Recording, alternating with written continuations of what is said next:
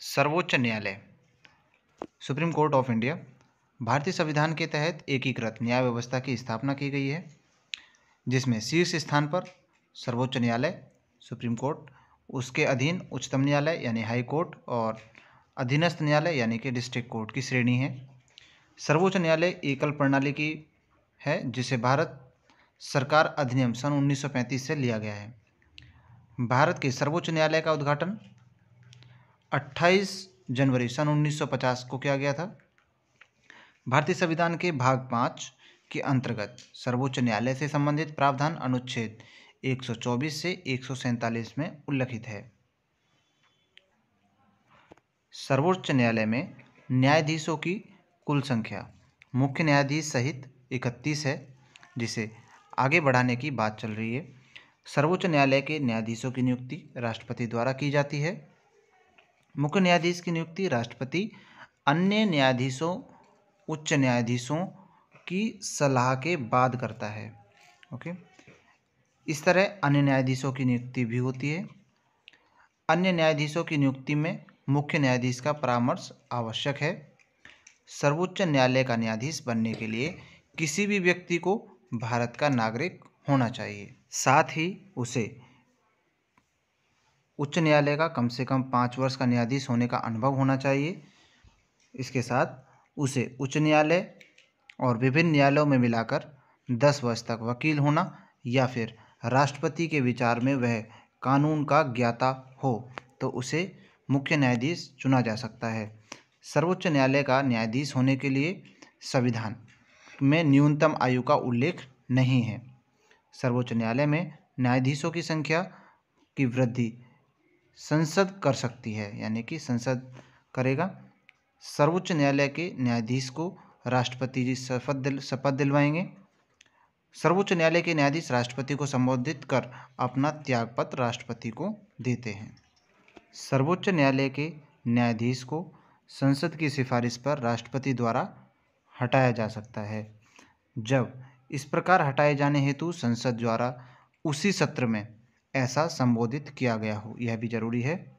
इसी के साथ इस आदेश को संसद के दोनों सदनों में विशेष बहुमत यानी सदन की कुल सदस्यता का बहुमत सदन में उपस्थित एवं मत देने वाले सदस्यों का 2/3 का समर्थन प्राप्त होना जरूरी है। बहुमत 3 तरह के होते हैं, जिसमें विशेष बहुमत से ये पास होना जरूरी है। और न्यायाधीश को हटाने का आधार उसका व्यवहार या सिद्ध कदाचार होना चाहिए, यह भी जरूरी है। इसी के साथ इस शक्ति के तहत सर्वोच्च न्यायालय द्वारा केंद्र एवं राज्य दोनों स्तर पर विधायी व कार्यकारी आदेशों का संवैधानिकता से जांच भी की जा सकती है। इससे आगे अधिकारितातीत पाए जाने की स्थिति में उन्हें अविदित, असंवैधानिक और अवैधिक घोषित किया जा सकता है, अगर दोषी पाए जाते हैं तो। उच्चतम न्यायालय के न्यायाधीश की जो सेवानिवृत्ति है, रिटायरमेंट, उसकी आयु 65 वर्ष संविधान में लिखी हुई है। सर्वोच्च न्यायालय के न्यायाधीश का वेतन संसद द्वारा निर्धारित होगा, यानी कि कभी भी घटाया या बढ़ाया जा सकता है।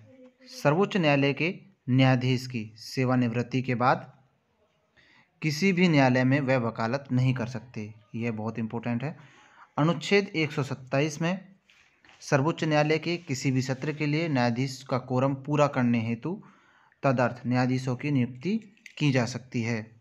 सर्वोच्च न्यायालय में संविधान के निर्वाचन से संबंधित मामलों की सुनवाई के लिए न्यायाधीश की संख्या कम से कम 5 होनी चाहिए। इसे संविधान पीठ के रूप में अभिहित किया जा सकता है। बिल्कुल। इससे आगे संविधान के अनुच्छेद 129 के अनुसार सुप्रीम कोर्ट उच्चतम न्यायालय अभिलेख न्यायालय है, उसे अपने आवेदन के लिए दंड की शक्ति है। अगर उसके साथ कोई ऐसा व्यवहार होता है कि कोई सुप्रीम कोर्ट को चैलेंज करे और गलत चैलेंज करे तो उसे दंड देने की शक्ति भी सुप्रीम कोर्ट रखता है। अभिलेख का अर्थ है कि जो सभी निर्णयों का साक्ष्यात्मक मूल्य होता है, इसका अर्थ है अनुच्छेद 131 में केंद्र और राज्यों के बीच 2 या 2 से अधिक राज्यों के बीच और भारत सरकार और किसी राज्य या राज्यों या दूसरी ओर एक या अधिक अन्य राज्यों के बीच होने वाले विवादों, यानी कि भारत सरकार और राज्य या दो राज्यों के बीच होने वाले विवादों का निर्णय करने की सर्वोच्च न्यायालय की शक्ति मूल अधिकारिता के अंतर्गत आती है। अनुच्छेद 132 से 136 के तहत सर्वोच्च न्यायालय के अपीलीय क्षेत्र अधिकारों का उल्लेख किया गया है। भारतीय संविधान के अनुच्छेद 136 के अंतर्गत अपील के लिए उच्चतम न्यायालय यानी सुप्रीम कोर्ट में विशेष इजाज़त है। अनुच्छेद 137 में के अंतर्गत निर्णयों या आदेशों का उच्चतम न्यायालय द्वारा पुनर्विलोकन यानी कि रिव्यू किया जा सकता है।